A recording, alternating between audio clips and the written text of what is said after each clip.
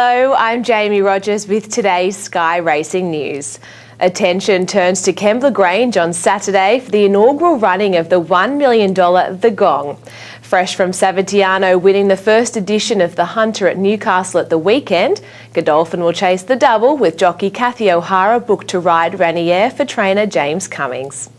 Trainers Peter and Paul Snowden will have Military Zone lining up in the Gong with Andrew Adkins to ride, while Kerry McAvoy has been booked to partner Eldorado Dreaming for Chris Lees. Tommy Berry will be on the Lees train Nicoletta, while Tim Clark will steer Lover Lover for John Sargent. Champion trainer Chris Waller will have a two-pronged attack on the Gong with Mr Seawolf and Star of the Seas contesting the $1 million event. Mr Seawolf drops in class on the back of a down-the-track finish in the Red Zell Stakes, while Epsom handicap place getter Star of the Seas is back following a midfield Group 1 effort in Melbourne. Waller's representative Charlie Duckworth said both horses are in good order. Mr Seawolf, obviously he'll carry a little bit of weight, but I think he's working just as well as ever. He's obviously had a good preparation this time in. The distance I think looks right for him, but obviously you've got to be wary of those horses down in the weights, such as Star of the Seas, who's come up from Melbourne. We've given him a little bit of an easier time coming from Melbourne because he's obviously been up a long time with a lot of racing.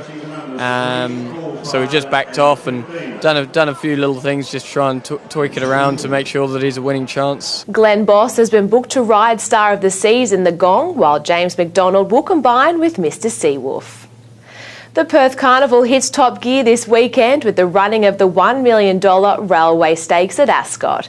Godolphin will have Best of Days flying into Western Australia to contest the Group 1 event, while Flemington Carnival winner Reykjavik will represent trainer Lindsay Smith.